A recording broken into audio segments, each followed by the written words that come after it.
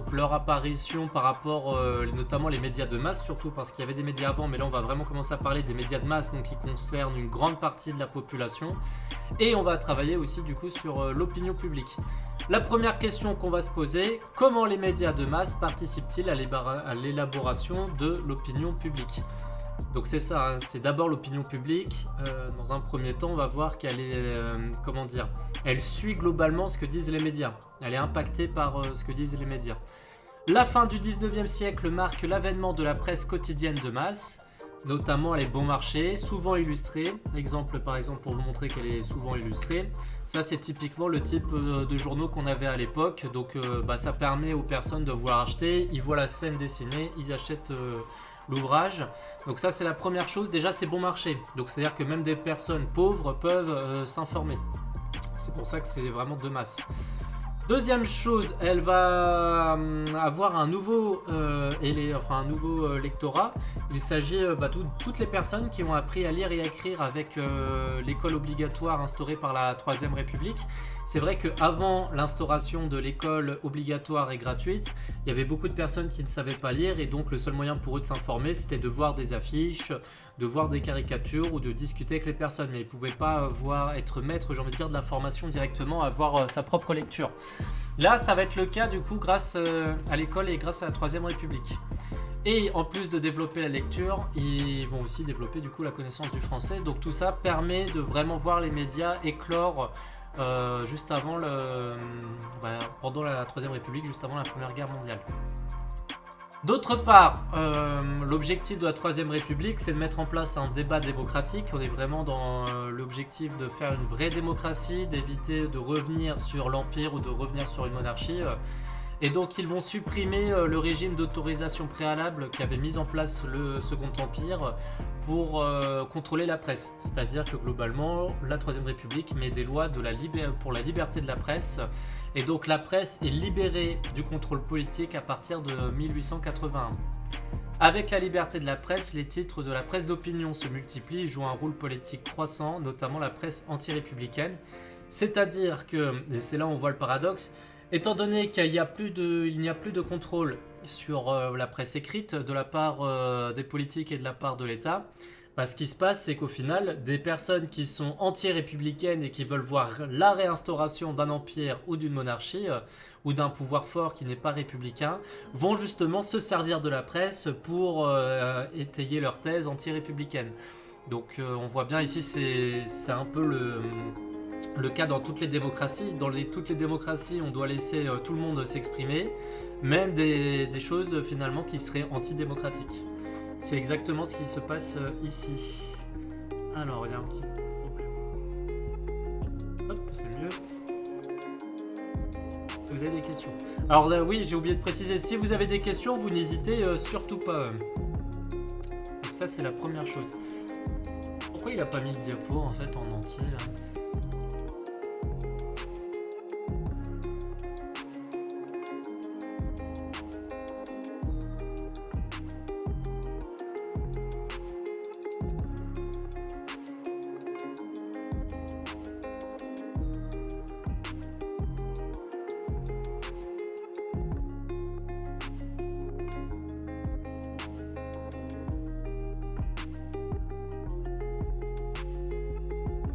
Ah voilà, ça vous avez l'image en gros plan au lieu d'avoir quelque chose de moche. Bref, t'expliques bien, donc bon, j'ai pas de questions. Ok Kinaï, merci beaucoup Kinaï. Mais après, n'hésitez pas si vous avez des questions, si vous voulez aller un peu plus loin. Donc ça c'est pour la première chose. Donc on est là-dessus, j'en étais où? La presse est ainsi à l'origine de crises qui traversent le régime, comme l'affaire Dreyfus. Là, ce qu'il va falloir comprendre, c'est qu'on va voir le rôle de la presse dans les crises politiques françaises à partir de la Troisième République. Par exemple, elle est à l'origine de différentes crises, comme celle de l'affaire Dreyfus.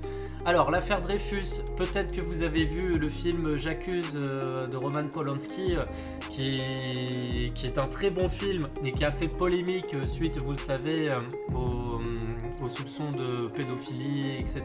qu'il y a sur Roman Polanski. Même plus que des soupçons, c'est des affaires qui sont prescrites. Et donc, on n'en a pas tellement parlé finalement du film J'accuse, si ce n'est qu'il a eu le prix du meilleur réalisateur. Alors, ça n'empêche que c'est une grosse ordure ce gars-là, on est totalement d'accord là-dessus. Mais d'un point de vue historique, j'ai envie de vous dire, si vous regardez le film et si vous ne voulez pas l'acheter pour pas lui donner d'argent, etc., je vous encourage pas à le faire parce que je n'ai pas droit, mais si vous le faites, je comprendrai parfaitement. C'est un très bon film qui raconte bien l'affaire Dreyfus, donc ça vous permettra d'être au clair et de voir finalement un peu l'injustice et de voir un peu aussi le rôle des médias, des intellectuels dans cette affaire Dreyfus. Bref, c'est une guerre de la presse, l'affaire Dreyfus. On a d'un côté ce qu'on appelle les Dreyfusards, ce sont les personnes qui vont défendre Dreyfus, et de l'autre on a ce qu'on appelle les anti-Dreyfusards, ce sont des personnes qui au contraire, eux, voient en Dreyfus comme étant un coupable et qui sont pour son arrestation, son ban, etc. etc. Donc ça permet aux deux camps de s'affronter à travers des éditoriaux, à travers des articles, à travers des enquêtes, à travers des images, etc. etc. Et la presse du coup contribue vraiment à cette bipolarisation de l'opinion publique, c'est-à-dire d'un côté les Dreyfusards, de l'autre les anti-Dreyfusards. On a vraiment une presse pour les Dreyfusards, une presse pour les anti-Dreyfusards, et là on voit l'importance de la presse sur cette opinion publique. Alors vous allez voir, j'ai plein de choses à vous préparer pour ça. Non, c'est pas ça que je voulais faire. Hop. Alors du coup, ouais, bah je peux faire ça en fait. Pas pratique, mais ça marche quand même. Hop, hop. Donc, que je vous montre ça.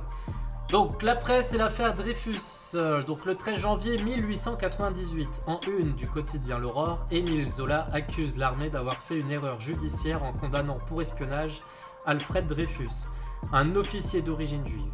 La presse s'engage dans la polémique et sous son influence, l'opinion publique se divise. Les anti-Dreyfusards, qui croient en la culpabilité de Dreyfus, souvent en avançant des arguments antisémites, s'opposent aux Dreyfusards qui défendent la thèse de son innocence.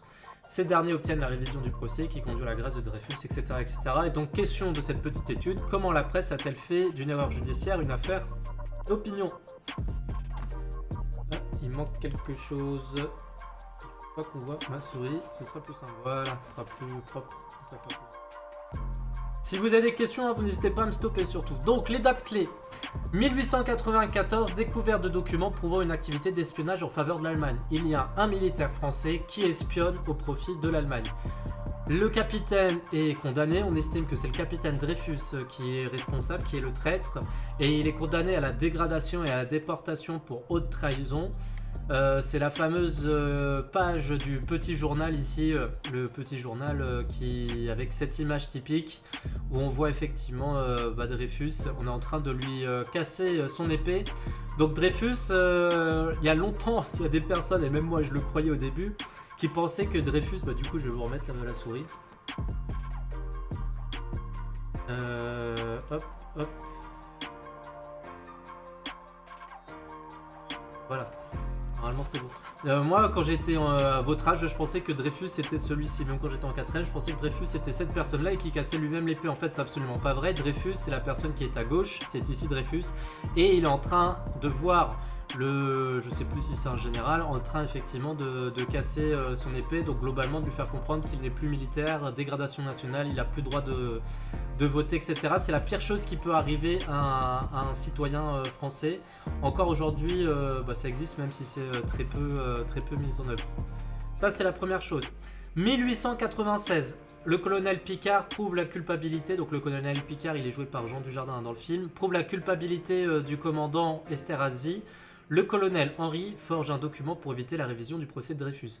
Donc le colonel Picard se rend compte que c'est une erreur, ce n'est pas Dreyfus qui est responsable de cet espionnage, c'est le commandant Esterhazy. Mais l'armée cache l'affaire, ne veulent pas que ça se sache, et donc finalement ils font un faux document pour montrer que c'est totalement faux, etc. Janvier 1898, le conseil de guerre innocente le commandant Esterhazy, publication de J'accuse d'Émile Zola dans l'Aurore. Le colonel Picard est un militaire, vous savez que l'armée c'est ce qu'on appelle la grande muette, les militaires... Rip Dreyfus quoi, exactement. Les militaires n'ont pas droit de s'exprimer, de donner leur avis, etc.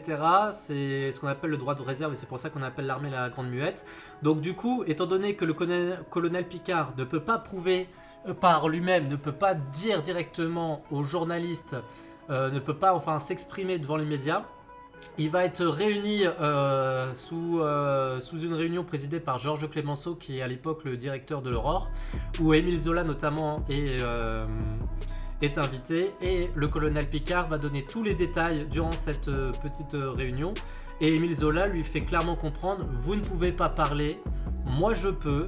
Je serai donc la voix de Dreyfus, et il va récupérer tout ce que lui donne le colonel Picquart pour faire effectivement son fameux article J'accuse qui apparaît dans l'Aurore. Donc j'accuse, là par exemple vous en avez un exemple, donc j'accuse le lieutenant-colonel du Paty de Clam d'avoir été l'ouvrier diabolique de l'erreur judiciaire, en inconscient, je veux le croire, et d'avoir ensuite défendu son œuvre néfaste, depuis 3 ans, par des machinations les plus saugrenues et les plus coupables. J'accuse, enfin, le premier conseil de guerre d'avoir violé le droit en condamnant un accusé sur une pièce restée secrète. Et j'accuse le second conseil de guerre d'avoir couvert cette illégalité par ordre en commettant à son tour le crime juridique d'acquitter sciemment un coupable. L'acte que j'accomplis ici n'est qu'un moyen révolutionnaire pour hâter l'explosion de la vérité et de la justice. Je n'ai qu'une passion, celle de la lumière, au nom de l'humanité qui a tant souffert et qui a droit au bonheur. Ma protestation enflammée n'est que le cri de mon âme. Qu'on ose donc peut traduire en cour d'assises et que l'enquête ait lieu au grand jour. J'attends. Donc Émile Zola, un de mes écrivains préférés. Et donc j'accuse, et là c'est violent ce que met Zola, c'est-à-dire que là dans l'Aurore, pouf, il bombarde, il accuse toutes les personnes responsables de ce fiasco, et ça fait un tollé monumental, ça va jusqu'aux oreilles du président de la République de l'époque, parce que là c'est vraiment un pavé qu'on lance dans la mare.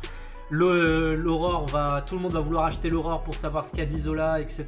Donc c'est vraiment là où on voit l'importance des médias et notamment de l'intellectuel d'Émile Zola, parce que grâce à Émile Zola, effectivement, on va pouvoir forger une opinion publique, on va pouvoir défendre Dreyfus, parce que jusqu'à présent, globalement, le public n'était pas au courant de ce qui se passait pour Dreyfus. Ils étaient pratiquement tous convaincus que Dreyfus était coupable, et là, avec ce pavé dans la mare, c'est là où on va commencer à avoir effectivement les premières tensions. Du coup, un mois après, que se passe-t-il ? Zola est condamné et exilé parce qu'on considère que c'est de la diffamation, de la calomnie publique, etc. Donc Zola le savait, mais il l'avait fait en connaissance de cause, donc il se retrouve emprisonné pour avoir écrit cet article. Et le 31 août, au final, le colonel Henry avoue qu'il a réalisé un faux, accusant Dreyfus et se suicide. D'accord ? Donc là, déjà, ça commence à basculer.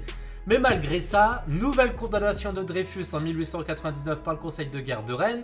Donc vous voyez quand même la chose qui est complètement absurde. La personne avoue qu'il a réalisé un faux qui accuse Dreyfus, il se suicide, et ça n'empêche qu'un an après, Dreyfus il est de nouveau condamné. Mais vraiment, c'est quelque chose vraiment d'assez incroyable. On est en République, on est en démocratie, hein, vraiment, c'est ce qu'il faut se rendre compte, hein, c'est pas une dictature. Ça aurait été en temps de dictature, on aurait dit bah oui, de toute façon c'est la dictature, la justice elle est pas libre, c'est la justice d'un telle personne, mais là on voit vraiment que la justice militaire était vraiment loin d'être démocratique et républicaine à cette époque, ça n'a rien à voir aujourd'hui, heureusement.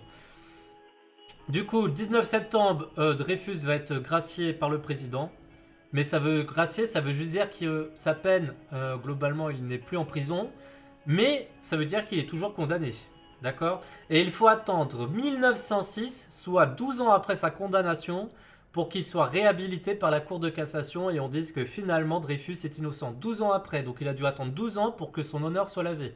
Vous imaginez bien que les années ont été affreuses pour Dreyfus. 12 ans, et oui, c'est pour ça que c'est l'une des affaires les plus connues. Alors, l'agressivité de la presse anti-Dreyfusarde. Je vous rappelle, on parle des crises politiques et tout, mais toujours sous l'aspect de l'opinion publique et des médias. Là, on a vu d'un côté une presse qui était pour Dreyfus, on l'avait vu avec Zola, là c'est clairement l'inverse. Je demanderai simplement au pays s'il croit que l'ex-capitaine Dreyfus, pauvre et privé de l'appui de la haute finance allemande ou juive, aurait trouvé pour l'assister un pareil nombre de députés, de sénateurs, d'avocats et de journalistes. Les 6 millions déjà dépensés en propagande sont évidemment allés dans certaines poches et dans diverses caisses. Pendant 2 ans et demi, c'est-à-dire tant que le syndicat de trahison et de corruption n'a pas ouvert ses écluses, personne n'a émis le plus léger doute sur la culpabilité du dégradé de l'île du diable. Tout à coup, des brochures jonchent les rues, des journaux se fondent instantanément. D'autres, dont la faillite était quotidiennement annoncée, se mettent à payer leurs rédacteurs stupéfaits devant cette pluie d'or. On achète enfin tous ceux qui sont achetables. Les youtres franco-allemands gouvernent à la chambre et à la cour d'assises, et si leur Zola est condamné, ce qui est probable, ils ordonneront de le faire gracier. Là, c'est important, la presse anti-Dreyfusarde, ce qu'ils reprochent, ils disent « Comme par hasard, Dreyfus, il est condamné, puis 2 ans après, on se réveille !» C'est pas normal. Donc là, globalement, c'est ce qu'ils sont en train de faire comprendre, c'est que on essaye, en fait, c'est vraiment de l'antisémitisme de base. Les juifs sont en train d'essayer de sauver leurs copains juifs, parce que les juifs, ils sont tous comme ça. C'est vraiment ça dans l'idée de l'antisémitisme ici. C'est, on le voit après l'année, enfin vous le voyez avec le nazisme et tout, hein, c'est vraiment une sorte d'espèce, sous-espèce qui vient effectivement récupérer des choses, donc c'est quelque chose d'assez grave. Et là vraiment c'est ce qu'il explique, il dit ça, il dit que concrètement en plus si jamais on arrive à libérer Dreyfus un jour, c'est la faute du gouvernement qui est totalement sous les ordres des juifs, etc. Et il donne en plus un autre argument, il dit que grâce à cette affaire Dreyfus, comme de par hasard, les journaux qui allaient faire faillite maintenant arrivent à vendre énormément de journaux et arrivent même à payer leurs rédacteurs. Il pense par exemple à des journaux comme l'Aurore, etc. qui effectivement, oui bah c'est plus que raciste, oui c'est ça l'antisémitisme, hein, et qui disent qu'effectivement grâce à tout cet argent qui a été récupéré, etc. Finalement, bah, c'est grâce à cette affaire qu'ils se sont fait de l'argent. Donc, ils montrent bien en fait que c'est encore un jeu des journaux de juifs. Merci, ah bah merci Eva, ça me fait plaisir de te revoir. Donc, il disait que bah, avec tout cet argent, finalement, bah, les juifs ont encore trouvé un moyen de pouvoir payer tout simplement, enfin de pouvoir extorquer de l'argent aux autres. Donc ça c'est vraiment, on a 2 types de presse complètement différentes. Une autre par exemple ici, caricature qu'on a sur l'attaque contre Dreyfus. Dreyfus et ses défenseurs sont la cible de nombreuses attaques antisémites dans la presse d'extrême droite et certains journaux de droite. Par exemple, là on a pris Émile Zola et on est enfin...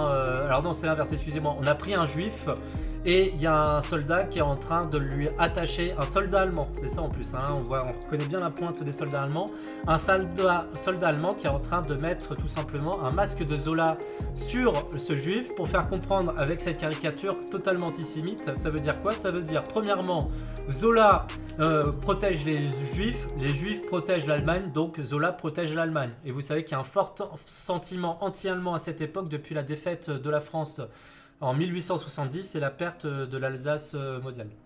Donc vraiment, on a une presse très très forte antisémite à cette époque. Quand on regarde le nombre par exemple de tirages, on voit qu'au niveau des tirages, vous avez 96% des tirages ici en février 1898 qui sont des journaux anti-Dreyfusards. C'est-à-dire que sur 100 journaux distribués, c'est comme ça qu'il faut le comprendre, 96 sont anti-Dreyfusards. C'est à l'époque de la condamnation de Zola. Vous voyez franchement comment dire, le harcèlement, c'est compliqué quand même, hein. Vous avez que 2 personnes, 2 journaux sur les 100 qui sont vendus, qui sont en train de vous défendre, et vous en avez 2 autres qui demandent à ce que le procès soit révisé. C'est-à-dire que globalement, ils prennent ni parti pour l'un ni parti pour l'autre, ils disent juste, il faut qu'un nouveau procès ait lieu pour avoir finalement la vérité. En 1898, à partir du moment où le colonel Henry se suicide, là ça change complètement forcément. Il y en a beaucoup qui étaient des journaux anti-Dreyfusards vendus qui se disent « Ah bah attention, là il se suicide, c'est qu'il y a quelque chose. En plus il avoue avant de se suicider qu'il a fait un faux. » Donc on va avoir une sorte de retournement de situation où il y a beaucoup plus de personnes qui vont vouloir tout simplement demander à ce qu'on ait un nouveau procès. Et après, la grâce de Dreyfus, un an après, en septembre 1899, il y en a beaucoup moins qui demandent moins de revoir ce procès, parce que le procès a été revu, et ils se mettent tout de suite dans la catégorie Dreyfusard en disant c'est n'importe quoi, c'est n'importe quoi. Mais c'est toujours peu, mais les gens sont un peu idiots, non? Oui, bah toujours, bah ça... Ça c'est le problème, c'est là où on voit et c'est là où c'est important de voir le rôle des médias dans cette presse quand même, parce que même si on a des journaux Dreyfusards, ça reste quand même peu de tirages, et même pour la grâce de Dreyfus, ça reste que 15% des journaux au final. Donc ça c'est fort, et c'est là où on voit les journaux prennent position pour ou contre Dreyfus, et l'opinion publique prend position et cède de ces journaux pour prendre position. Hop, et du coup, là c'est une caricature par exemple, un dîner en famille, donc caricature de 1898, où on explique que surtout ne parlons pas de l'affaire Dreyfus. Merci KNBC pour le follow. Surtout ne parlons pas de l'affaire Dreyfus, comme vous pouvez le voir, on passe du tout à rien. C'est-à-dire que dès qu'on parle en famille, c'est tellement un sujet clivant dans l'opinion publique à cette époque, l'affaire Dreyfus, qu'au final, les personnes se fracassent la figure, même en pleine famille. Alors vous imaginez quand c'est pas votre famille, c'est quelque chose quand même d'assez... Merci pour les follow, merci beaucoup.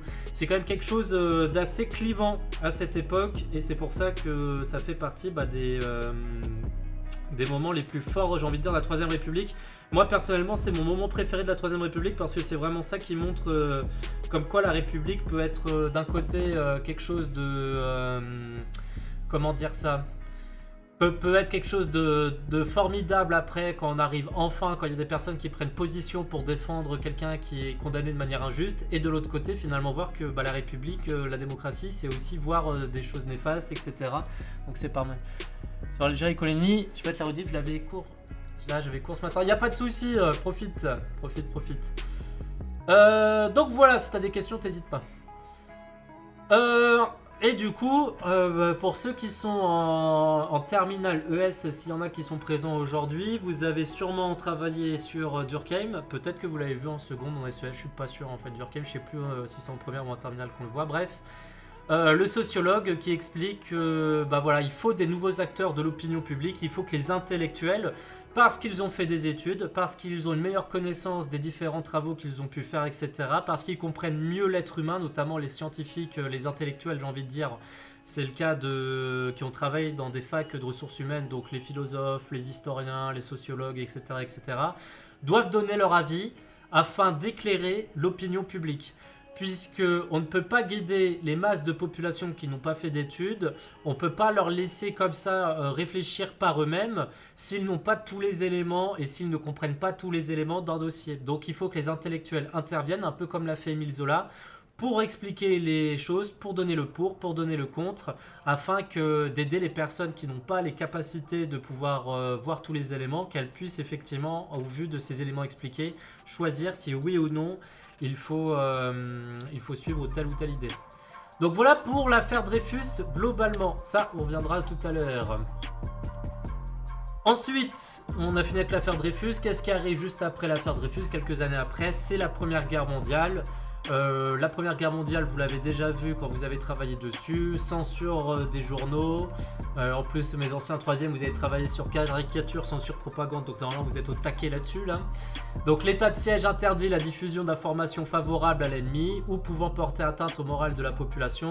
C'est-à-dire que les journaux n'ont pas le droit d'écrire ce qu'ils souhaitent. Ils doivent faire en fonction des nouvelles qui sont transmises par l'état-major. C'est ce qu'on appelle la censure. Donc ça pose bien évidemment des problèmes pour la liberté de la presse. Il n'y a pas besoin de plus expliquer que ça. Si vous expliquez la censure et que vous avez fait une grosse partie sur l'affaire Dreyfus, je pense que déjà pour le bac ça suffit sur cette première partie de la Troisième République. Deuxième partie, il est quelle heure? 28, ça fait une demi-heure. Ouais, je suis bien. Niveau timing, je suis pas mal pour l'instant. Entre liberté de ton et contrôle politique, 1918-1944. Entre liberté de ton et contrôle politique, 1918-1944. Dans l'entre-deux-guerres, donc là, la Première Guerre mondiale c'est terminé. On va parler, donc là, liberté de ton et contrôle politique. Cette partie-là va s'occuper de l'entre-deux-guerres jusqu'à l'occupation de l'Allemagne nazie et donc le régime de Vichy. Donc dans l'entre-deux-guerres, les intellectuels s'expriment de plus en plus dans la presse.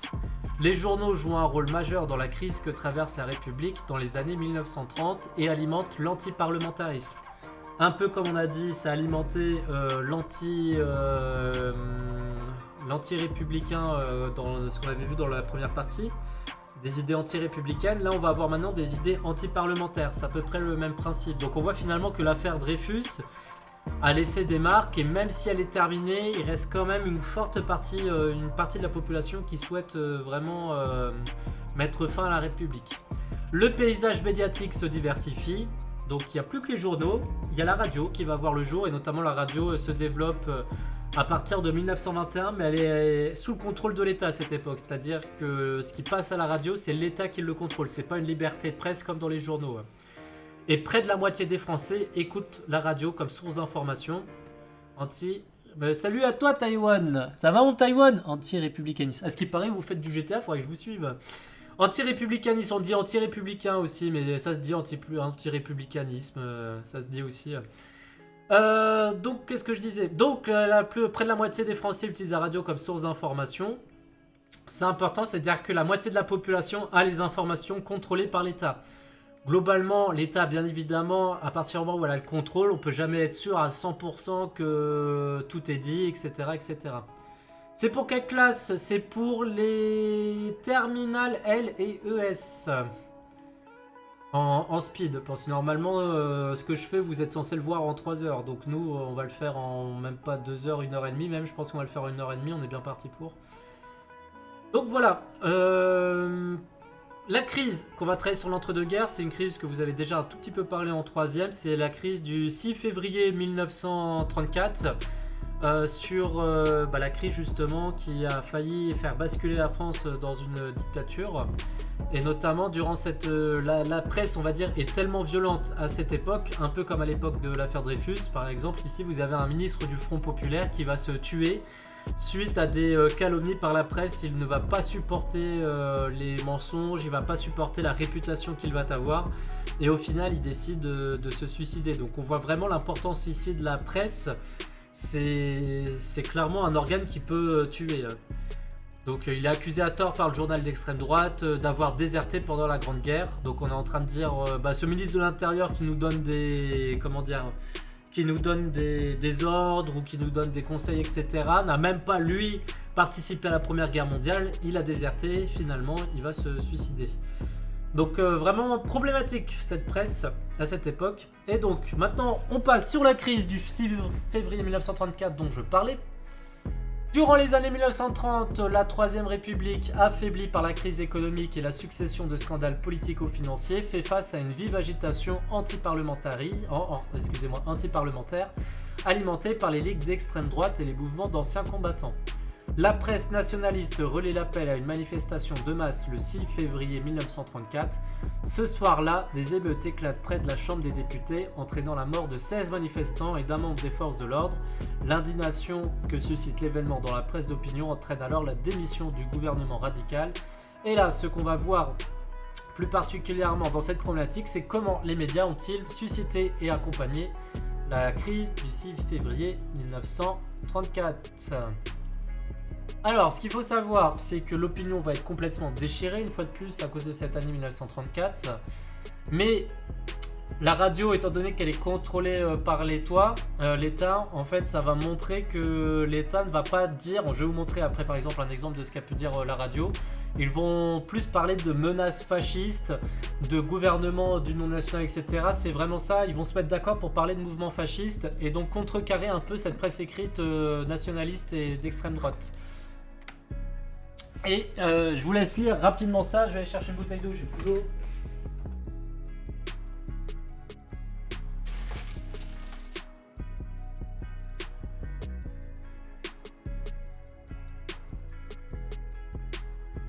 Hop là.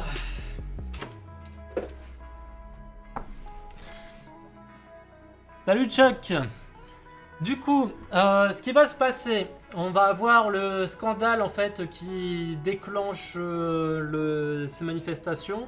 C'est Stavisky qui est un escroc et qui est responsable de la ruine de plein de clients d'une banque en fait, est retrouvé mort.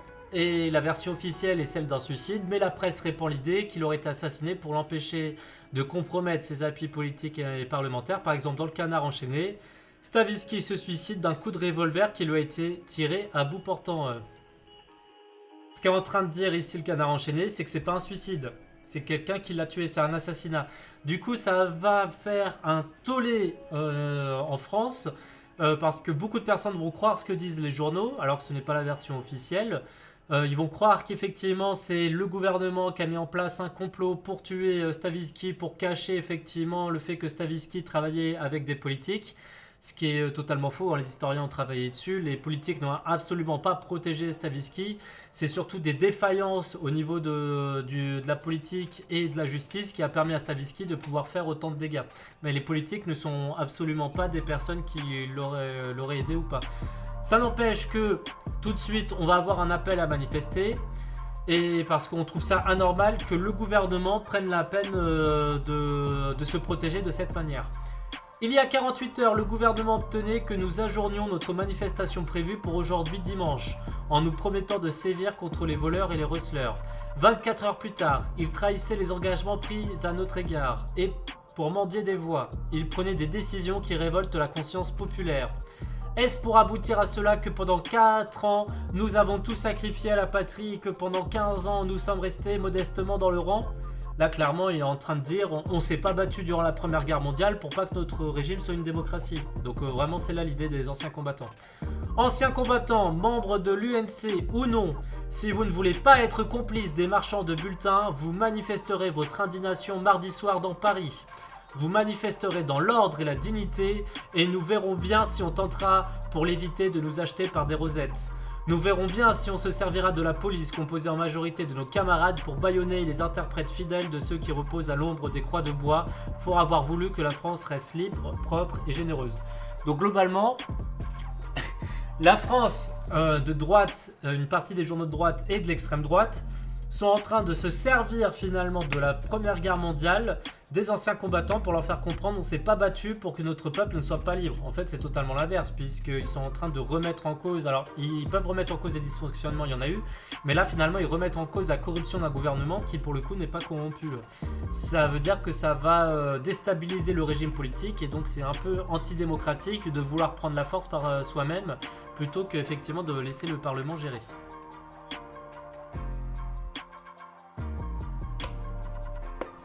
De ce fait, ce que dit le gouvernement à la radio. Donc je vous ai dit, hein, la radio c'est contrôlé par l'État à cette époque. Ce qu'ils expliquent eux de ce qui s'est passé le 6 février 1934. Il y a eu énormément de morts. Enfin non, il n'y a pas eu tant de morts que ça. Je crois qu'il y a eu 16 morts de mémoire et il y a dû avoir un policier blessé. Mais l'Assemblée nationale a failli être attaquée. On a eu peur que la France tombe effectivement dans une dictature. Donc ça a été un gros choc pour la population. Et voici ce que dit Édouard Daladier, donc du gouvernement à cette époque. Des bandes armées de revolvers et de couteaux ont assailli les gardiens de la paix. Elles ont ouvert le feu sur les défenseurs de l'ordre.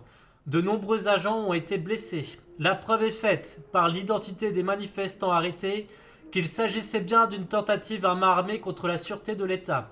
Conscient de son devoir envers le pays qui réclame l'ordre et la paix, le gouvernement est résolu à assurer par tous les moyens que lui confère la loi la sécurité de la population et l'indépendance du régime républicain. Salut à toi, Game des Dieux, c'est quoi de ce bordel? De quoi tu parles? Tu parles de cette époque ou du stream en lui-même?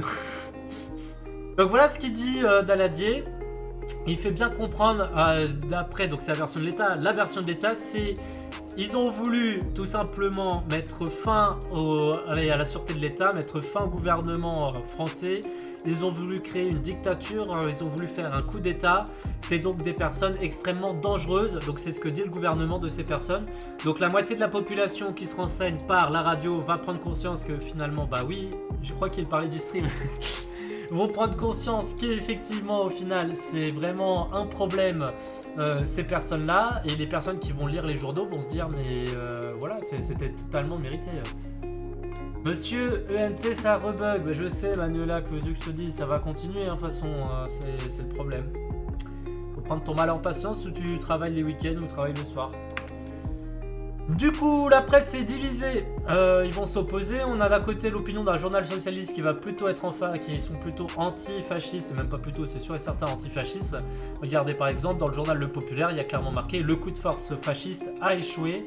C'est une véritable émeute préparée, organisée avec soin, avec méthode par les formations fascistes. C'était un complot armé contre le régime républicain. Il a échoué. C'est la lie de la réaction qui a déferlé. C'est par la généreuse colère de la classe ouvrière qui a dû être balayée. Hélas, la classe ouvrière est divisée. Elle était hier encore divisée. Le sera-t-elle encore aujourd'hui, demain? Donc les socialistes qui sont plutôt en faveur des ouvriers, voilà, disent qu'il y a une partie des ouvriers qui sont plutôt côté fasciste, une autre qui est plutôt côté socialiste. Et donc ça pose problème parce que finalement ces ouvriers ne s'unissent pas pour mettre fin à cet élan anti-républicain. Un 8 ans de fac jamais vu. Alors attends, Taïwan, tu n'as pas eu le ministre pour te dire que tout est prêt. Pas en vrai. De quoi, Evan? Pas en vrai, j'ai pas compris.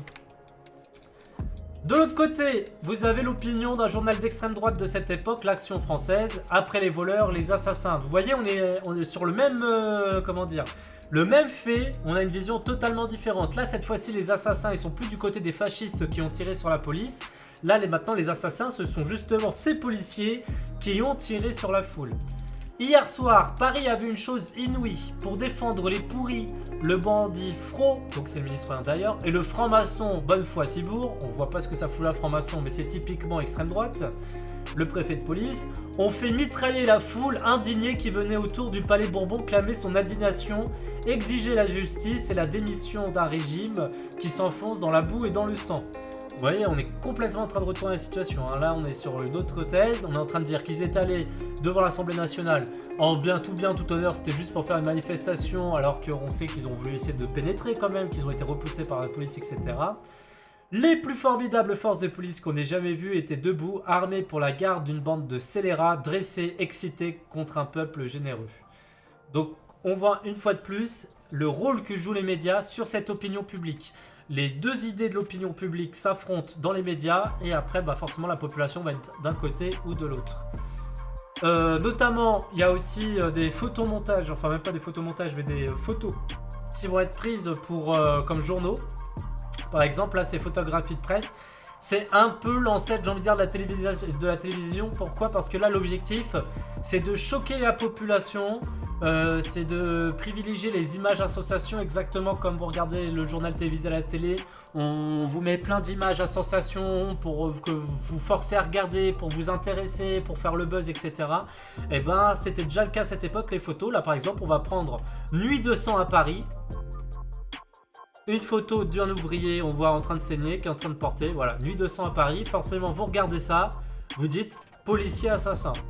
Donc ça fait partie encore une fois des idées d'extrême droite ici, de fascistes.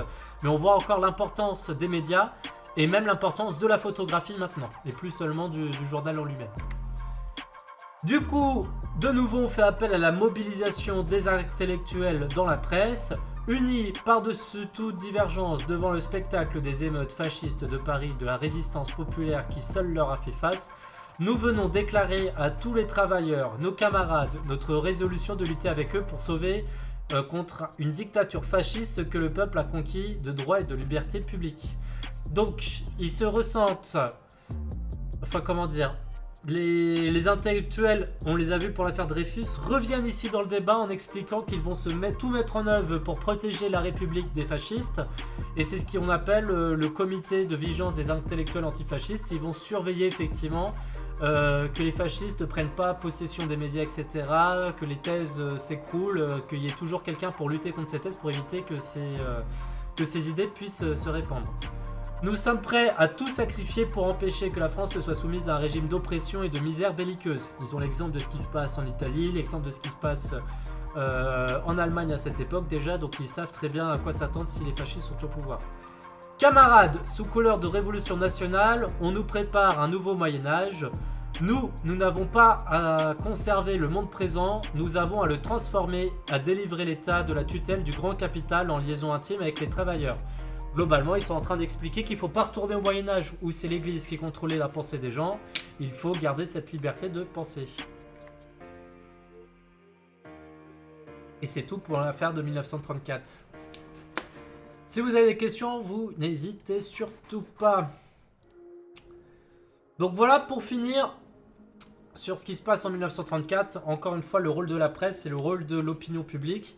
Donc on voit que ça ressemble beaucoup à ce qu'on a vu avec Dreyfus, si ce n'est que maintenant on a quand même un nouvel organe de presse qui est la radio, qui est contrôlé par l'État et dont écoute la moitié des Français.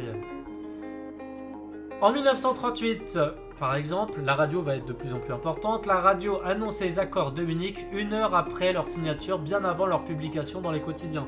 Forcément, votre journaux, soit vous l'imprimez le soir même, soit vous l'imprimez le lendemain matin. Quoi qu'il arrive, c'est compliqué, vous ne pouvez pas avoir une information aussi directe que les accords de Munich qui ont été signés en 1938. Je vous rappelle que c'était très important, ces accords de Munich, c'est ce qui a permis d'éviter la guerre entre la France, l'Allemagne, l'Italie et le Royaume-Uni. Et tout le monde était soulagé que la guerre n'ait pas lieu. Finalement, elle a lieu un an après. L'image de reportage s'impose à la fois dans les actualités cinématographiques. Je vous rappelle qu'à cette époque, on utilisait aussi les cinémas pour passer les sortes de petits films d'information. Donc ça va avoir de plus en plus lieu, et notamment ce sera important pour la Seconde Guerre mondiale ensuite. Et la presse photographique en rapide essor, c'est ce qu'on a vu. Le cinéma et la photo se merdent à l'ordre de la presse, donc on voit qu'on a une augmentation du nombre de médias. Les médias se font le relais des sondages d'opinion à partir de 1938, c'est-à-dire qu'à partir de 1938, comme on le connaît aujourd'hui, les médias vont utiliser les sondages d'opinion, donc on voit une fois de plus l'importance de ces médias. Si vous n'avez pas de questions, on va passer maintenant à la crise avec la défaite de la France durant la Seconde Guerre mondiale en 1940 et ce que ça bouleverse. Tout à l'heure, Evan. Pendant que vous ayez potentiellement des questions, je regarde si j'ai pas eu des messages.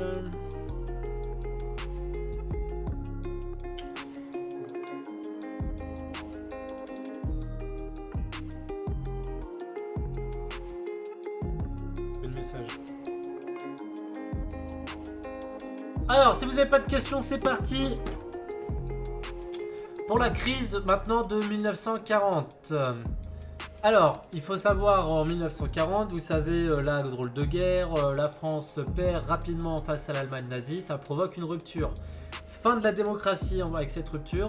La presse et la radio sont totalement instrumentalisées par le régime de Vichy ou par l'occupant nazi. Donc au final, il n'y a plus de liberté de la presse et ils sont soumis du coup soit à la censure, soit à la propagande. Dès 1940, avec l'interdiction allemande, de nombreux titres disparaissent tandis que d'autres se réfugient en zone libre. C'est ça aussi le problème, il y en a certains qui vont décider de collaborer avec l'Allemagne nazie et donc continuer à vendre leurs journaux, mais cette fois-ci avec ce que demande l'Allemagne nazie. D'autres qui vont vouloir aller dans la partie sud pour pouvoir continuer à faire de la presse, même si ça va être extrêmement censuré. Donc c'est un gros problème et du coup on va avoir l'essor d'une presse clandestine et c'est pour ça que c'est important d'en parler si vous avez une évaluation dessus. Cette presse clandestine finalement qui va refléter les différentes tendances politiques mais qui va permettre de donner l'occasion aux Français qui veulent se renseigner autrement que par les journaux du régime de Vichy ou par l'Allemagne nazie de pouvoir se renseigner et donc d'avoir accès à ces informations. Notamment, vous avez en 1943 la Fédération nationale de la presse clandestine, donc qui va réunir tous les journaux clandestins, et ça montre la grosse demande qui est faite de la part de ces populations. On estime qu'il y avait 12 000 journaux clandestins, donc c'est énorme, 12 000 journaux clandestins durant la France occupée. Et en plus de ça, il va y avoir de nouveau l'importance de la radio qui est contrôlée par le régime de Vichy, par l'Allemagne nazie, et surtout la BBC avec le général de Gaulle, qui vont essayer d'envoyer, grâce à leur grâce au matériel qu'ils ont, ils vont pouvoir effectivement diffuser jusqu'en France certaines des émissions. Et le journal, on va dire, le plus important, c'est Combat, qui tire à 250 000 exemplaires en 1944, donc ça va être énorme, 250 000 exemplaires juste pour un journal, qui est clandestin. Donc c'est parti, on va passer et on aura fini après avec le grand 2. Donc la défaite de 1940 et le contrôle de l'information. Durant la drôle de guerre engagée contre l'Allemagne le 3 septembre 1939, l'État mobilise tous les moyens médiatiques au service de l'effort de guerre. Un peu comme pour la Première Guerre mondiale, la presse n'est plus du tout libre, la presse doit relayer ce que dit l'État.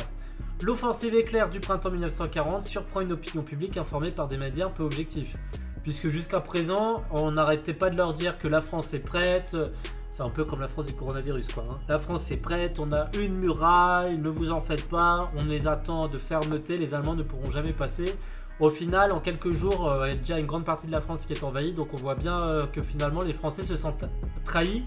Ils sont surpris, ils comprennent pas pourquoi, malgré ce que disaient les médias, comment c'est possible que les Allemands arrivent aussi rapidement.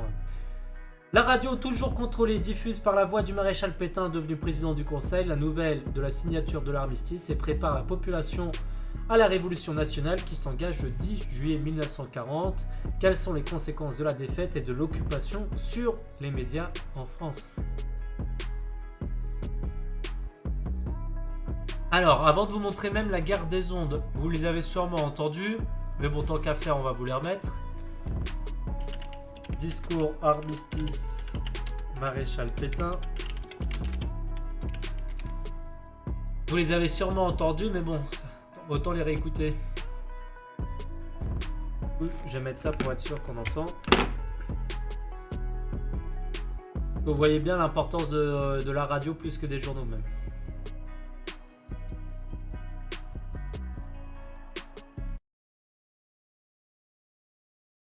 Ici, Radiodiffusion nationale de l'État français.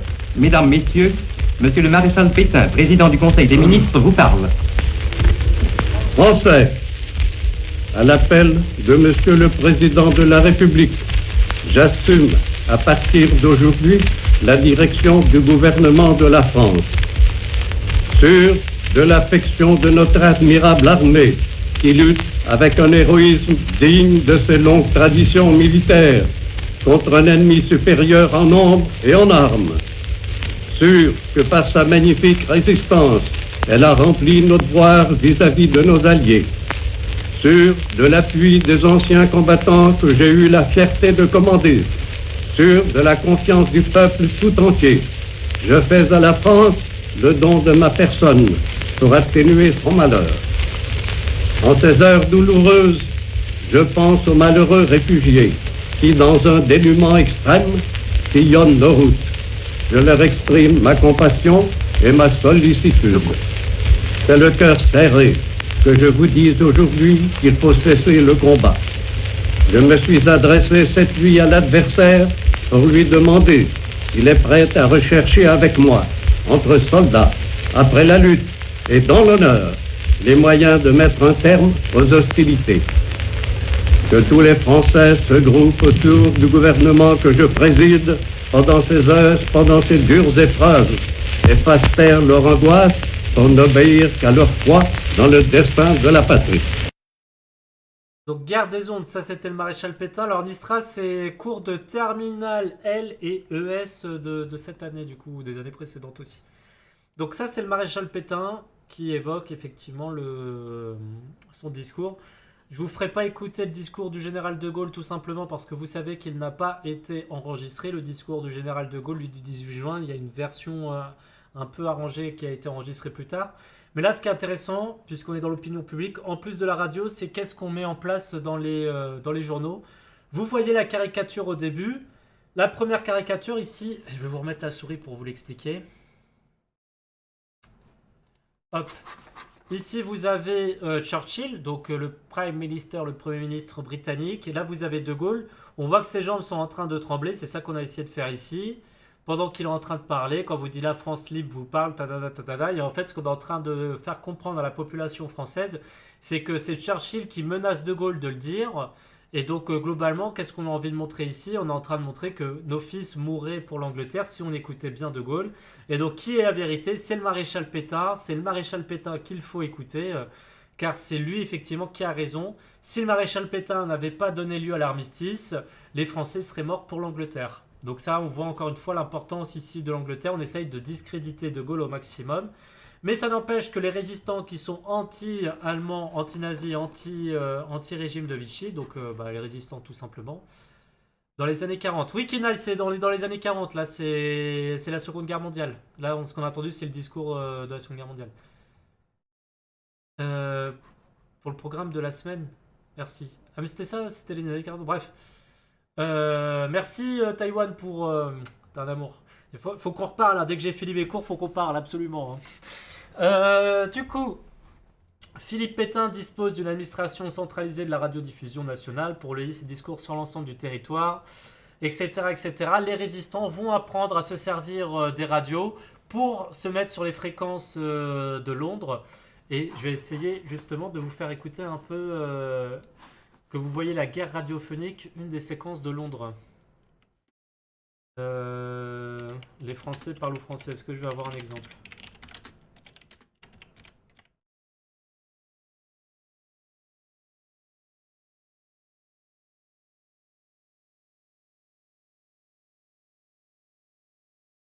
Alors, est-ce que ça va marcher ça?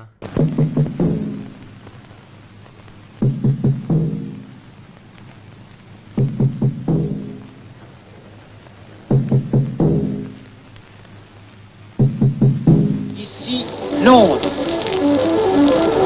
Voici une nouvelle de très grande importance.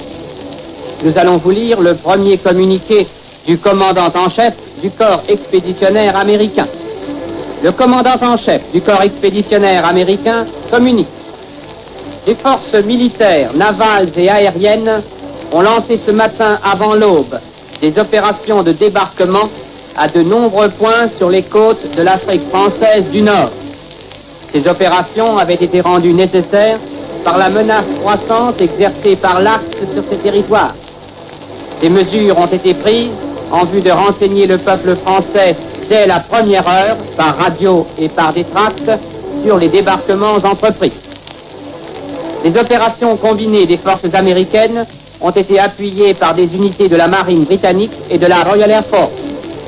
Voilà, donc c'est pour vous montrer un exemple. Le côté de la BBC, Guerre des ondes, on est en train de donner les vraies informations, prévenir ce qui est vraiment en train de se passer, tout ce qui est caché par le régime de Vichy et ce qui est caché également par l'Allemagne nazie.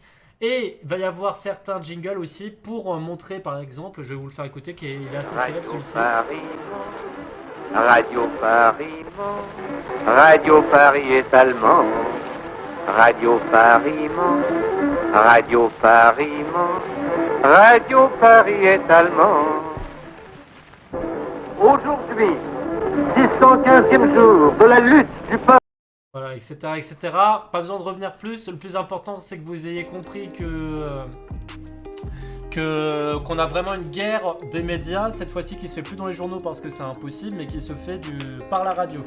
Donc guerre des ondes, la radio est extrêmement important pour la Seconde Guerre mondiale et honnêtement c'est grâce notamment à ça qu'on a une partie de la résistance qui arrive notamment grâce à ce qu'ils entendent à la radio, pouvoir après écrire leurs journaux clandestins et prévenir une autre partie de la population qui n'a pas de radio parce que c'est toujours plus simple de cacher un journal que de cacher un poste radio. Le journal, vous pouvez très bien le brûler, vous pouvez très bien le découper, le manger, etc. Bref, le poste radio, c'est très compliqué à cacher. Et il suffisait que vous ayez un poste radio qui était, sur une fréquence de la BBC pour que si un policier de la Gestapo, que la Gestapo ou un policier français vienne, vous pouviez être condamné pour ça. Du coup, tous les médias sont au service de la propagande de Pétain. C'est aussi le gars de l'école. Et là, par exemple, on forçait les écoliers à écouter l'allocution du maréchal Pétain. C'était une obligation. Donc vraiment, tout là, c'est vraiment l'importance des médias. Les médias contrôlent l'opinion publique. Les médias essayent justement d'influencer cette opinion publique. Là, on a vraiment un fort contrôle de l'État comme on n'a jamais eu auparavant. Sur l'ensemble des organes les organes d'information. Alors quand je dis jamais eu jusqu'à maintenant, je parle vraiment pour la République, Troisième République. Je parle pas pour bien évidemment l'époque de la monarchie ou autre. Le contrôle de la presse. Les polémiques susceptibles. Alors là, c'est ce qui est indiqué par le secrétariat général à l'information, les consignes qui sont données aux journaux. Les polémiques susceptibles de créer des divisions entre les Français sont interdites. Les critiques et attaques contre les adversaires de la politique du maréchal sont autorisées. Ne rien laisser passer sur De Gaulle et les émigrés en dehors des communications officielles. En ce qui concerne les organes régionaux, les critiques touchant la vie locale, le ravitaillement et les administrations pourront être admises à la condition essentielle qu'elles soient fondées et opportunes et ne puissent être interprétées comme un désaveu de la politique du maréchal. Les lettres de lecteurs traitant de questions apolitiques, si elles sont conçues en termes modérés, pourront être insérées isolément. Donc voilà, on est bien en train d'expliquer que vous n'avez pas le droit de parler de ce que vous souhaitez. Et seulement si vous critiquez le général de Gaulle ou les ennemis du maréchal, profitez-en, ça c'est obligatoire. Je dois me prendre pour un journaliste avec quel document? Attends, je regarde ça, Ibrahim. Alors.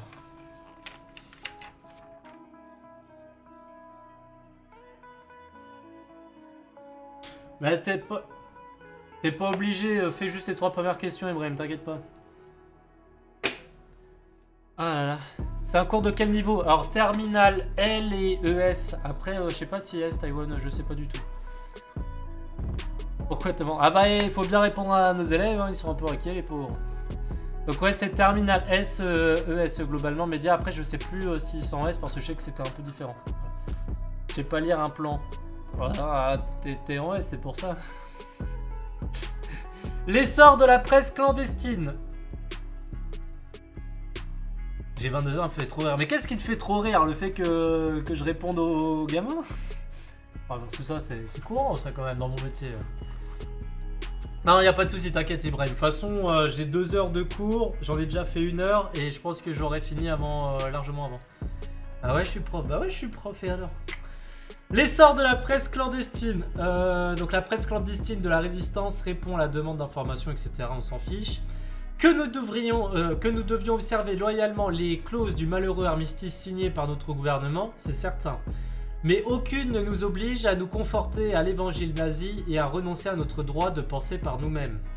Le silence imposé aux journaux français véritables et leur remplacement par des organes allemands empruntant leurs titres et leur présentation n'est ni dans la lettre ni dans l'esprit de l'armistice. Nous pouvons donc paraître en respectant les lois françaises. Ne lisez pas Pantagruel. Rabelais. Pour ceux qui ne connaissent pas Gargantua, Pantagruel, Rabelais. En public et ne le faites circuler que par la poste sans nom d'expéditeur. La répression est chez les Allemands hors de proportion avec le délit, faites attention. Donc qu'est-ce qu'il est en train d'expliquer? Certes, on a perdu la guerre, certes on doit écouter l'armistice, mais ça n'empêche qu'on a droit quand même à notre liberté d'expression. Pourquoi on devrait absolument écouter ce que disent les nazis? Donc c'est ce que dit ici, ce qu'on met en place après Raymond Dess pour la presse clandestine. Le problème, c'est qu'il va être rapidement arrêté et il va être condamné à mort. C'est exactement sa dernière phrase. La répression est chez les Allemands hors de proportion avec le délit, faites attention. Ça veut bien dire que si je me fais arrêter pour avoir mis de la presse, ça risque de me coûter la vie, ça va être le cas ici. Donc c'est vraiment un point essentiel dont il faudra parler, la presse clandestine, parce que finalement la presse clandestine, ça permet de donner, comment dire, de l'espoir, ou en tout cas de donner du courage à une partie de la population qui est contre le régime de Vichy. La majorité de la population est sous l'emprise du régime de Vichy et des Allemands, mais il y a quand même une minorité qui continue, par cette presse clandestine, à s'informer. Et je pense qu'on a fini. Oui, on a fini avec la crise de 1940, et notamment la Seconde Guerre mondiale. Avez-vous des questions ?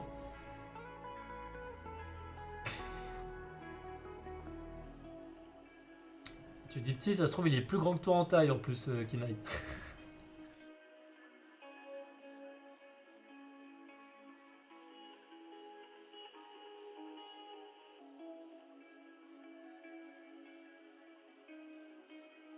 Ah voilà, je suis désolé de t'annoncer, c'est sûr. Alors, si vous n'avez pas d'autres questions, on va passer maintenant au grand C, qui va être très court. On a bientôt fini cette première partie. Si les terminales... Voilà, j'ai plus de voix. J'allais dire, si les terminales, vous voulez avoir la suite lundi prochain, faut pas hésiter à me le dire. Et je vous ferai la deuxième partie. Donc ensuite, grand C. Les bouleversements médiatiques 1944-1958. Donc les bouleversements médiatiques 1944-1958. À la Libération, l'ordonnance du 30 septembre 1944 interdit les journaux ayant continué à paraître sous l'occupation pour avoir trop activement collaboré avec le régime de Vichy. C'est-à-dire qu'ils vont absolument pas se prendre la tête. Globalement, ils vont dire tous ceux qui ont travaillé avec le régime de Vichy. Voilà, dur. Tous ceux qui ont travaillé avec le régime de Vichy, tous ceux qui ont travaillé avec les Allemands, on supprime tous les journaux. Donc seuls ceux qui peuvent paraître sont soit de nouveaux journaux, soit des journaux qui ont arrêté leur parution durant la Seconde Guerre mondiale. On pense par exemple à Libération. Libération, Le Monde sont des journaux qui datent de 1944. Donc avec le régime de Vichy, pour remplacer le temps, qui était le quotidien de référence à cette époque, le général de Gaulle va confier la tâche de créer un nouveau journal qui va s'appeler Le Monde à Hubert Beuve-Méry. Et donc c'est comme ça que ça donne la création du Monde. Pour la question 5 aussi de la page, je la fais aussi. Bah non, tu la fais pas, je crois. Il y a une question 5 déjà.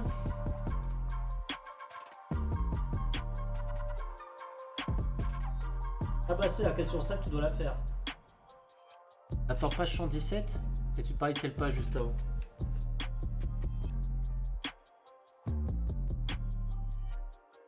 Ah, la question 5, tu peux la faire, oui. La presse écrite est confrontée au dynamisme des médias audiovisuels. Donc déjà, hop. Donc avant même de parler de la télévision, la 4ème République, c'est vraiment la République de la radio. Et par exemple, ce que dit Pierre Mendès France à la radio en 1954... Mon propos n'est de vous donner des graves nouvelles, mon propos n'est pas de vous donner des graves nouvelles, ni de vous annoncer des décisions importantes que vous connaissez déjà. Non. L'objet principal de cette allocution est de vous dire mon intention de m'adresser régulièrement à vous pour vous parler en toute simplicité, comme ce soir, et vous tenir au courant de ce que fait et de ce que pense le gouvernement. Qui est votre gouvernement ?